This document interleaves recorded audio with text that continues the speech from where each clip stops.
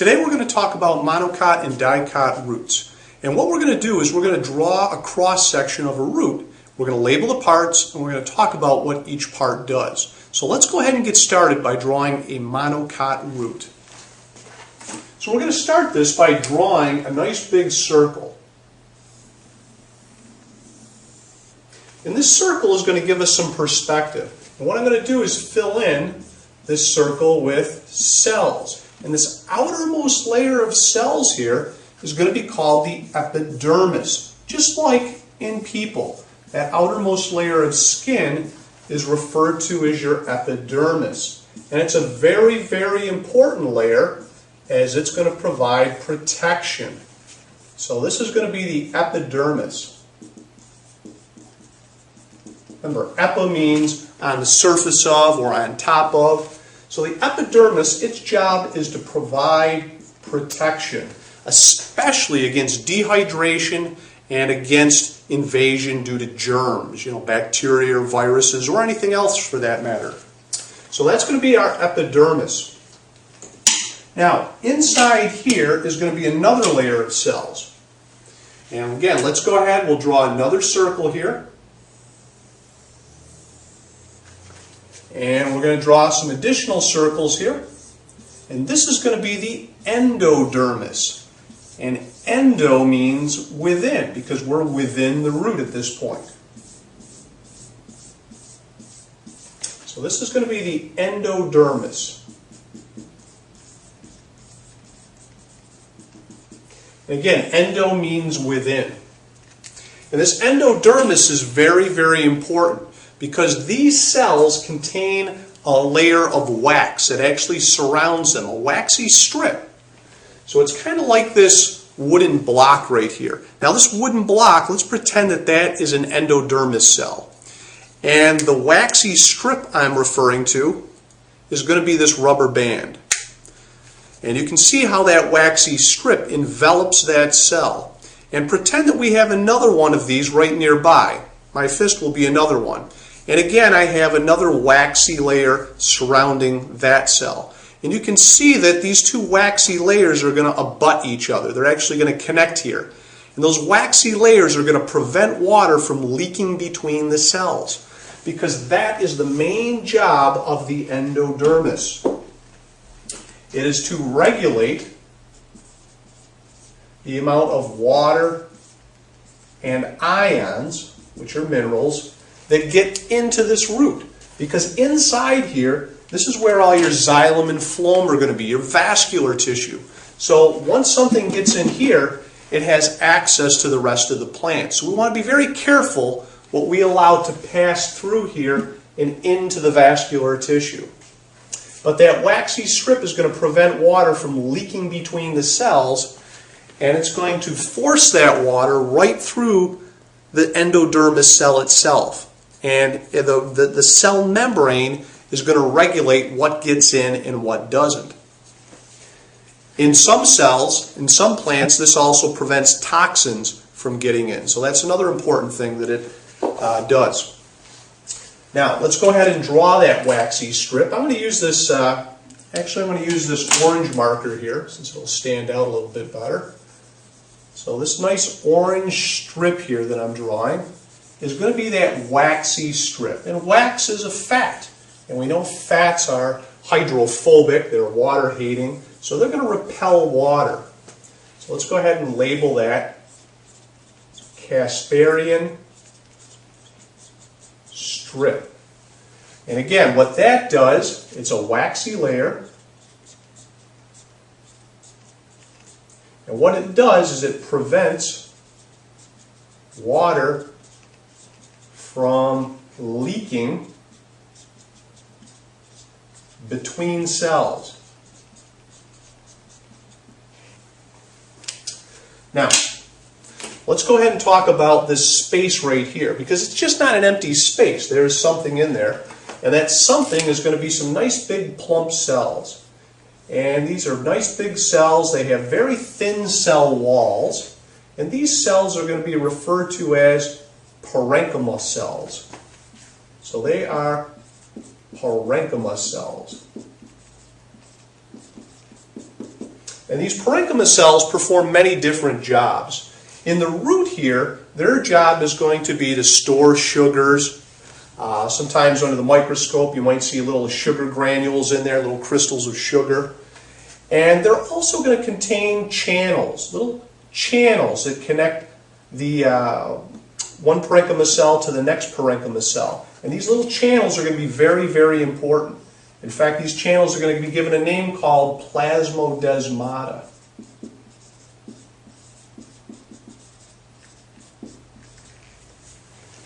And these plasmodesmata are going to allow water to pass from one cell into the next cell. And let's go ahead and we'll talk about that right now. So I'm going to go ahead and pick a nice color here. I guess I'll just pick black. And there's two ways water is going to get in to this area here, into the xylem and phloem, which we're going to draw in just a few minutes. One way is the water can actually go right between the cells. It can go between the cells, or it can actually go through the cell walls. Since the cell walls are made of cellulose, cellulose is a sugar, that sugar is hydrophilic. It's actually water-loving. So it's going to allow the water to go right through the cell wall. And once we get to the endodermis cell, we can't go between the cells anymore. So at that point, the water is going to make its way right through the endodermis cell if it's allowed to. But the rest of the journey here is what we call extracellular. The extracellular route. Extra means outside, because that's mainly where the water flows. It flows outside or between the cells, or it flows through the cell wall, which is literally outside of the cell membrane. So that is a fitting name. The other way water can get in, which we were alluding to before, is through these plasmodesmata. The water can literally enter through the cells, and it goes from one cell to the next cell to the next cell through these channels, through these plasmodesmata. Because water is going through the cells here, we call that the intracellular route.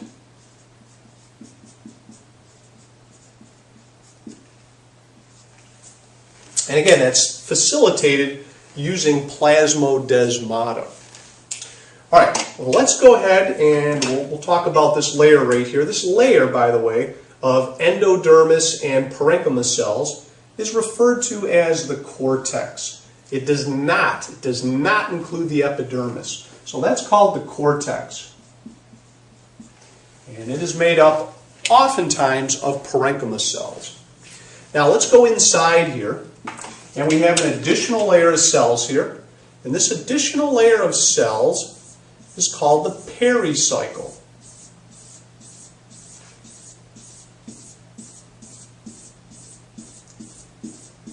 Peri means around, so this goes around the inside of the endodermis, and this is called the pericycle.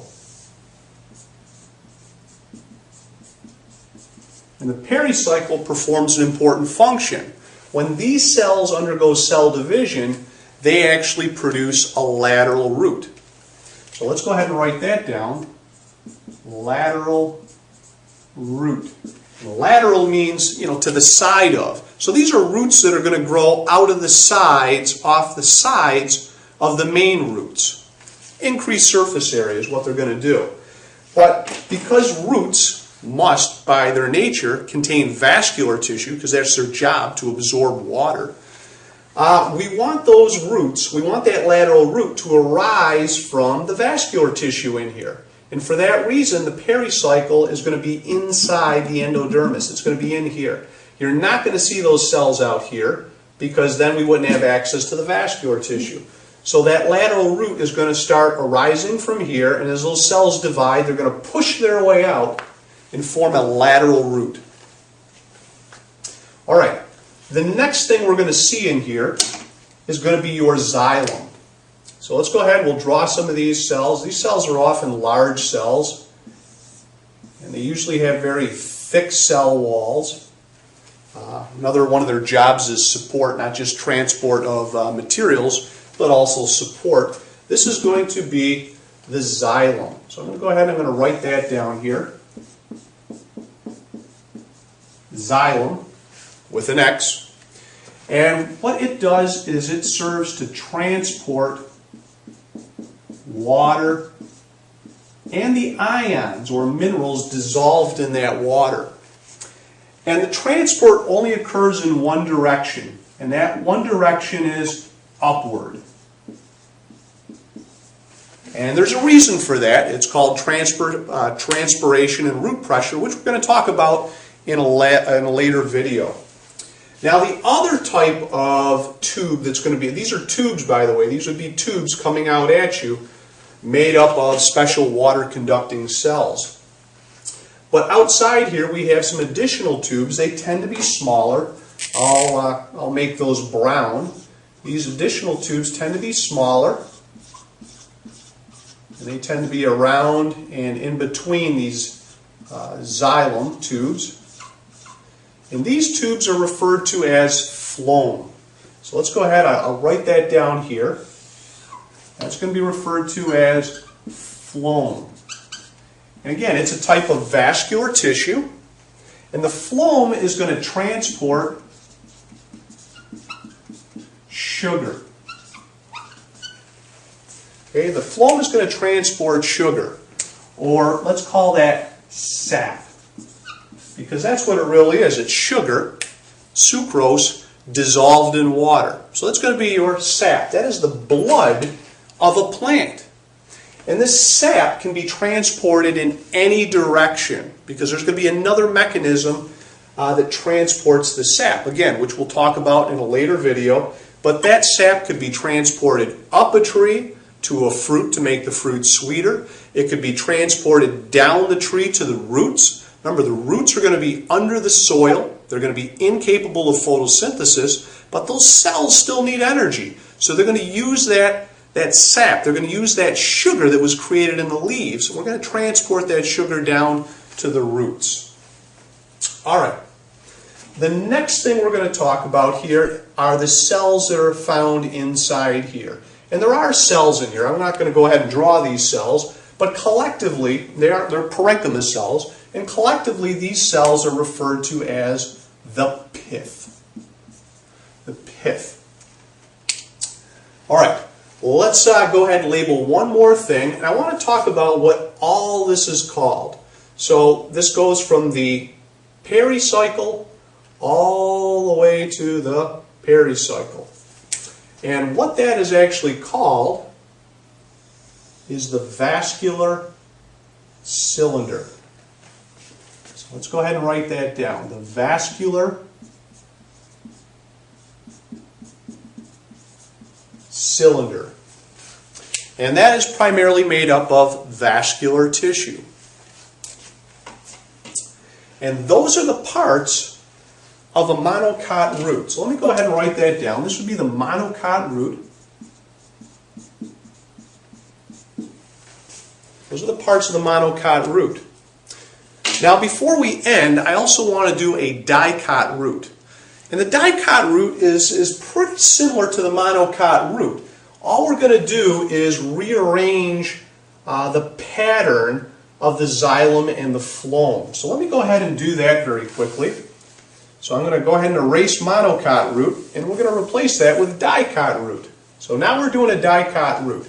And I'm going to go ahead and erase the pith, and the xylem, and the phloem. There we go. Now, instead of the xylem being in the form of a ring, we're going to make it in the form of a cross or an X. And that's going to be our xylem. So let me go ahead and draw our little line to the xylem. And outside that is going to be the phloem. So the phloem is going to be out here. And I'm going to go ahead and I'm going to use this other marker right here. My brown seems to be running out. So these smaller tubes right here are going to be the phloem. And they would also be found over here, and they would also be found over there. So that's going to be our phloem. Let's go ahead and replace monocot root with dicot root. And there you have it. There's our dicot root. And that's going to be it for monocot and dicot root structure.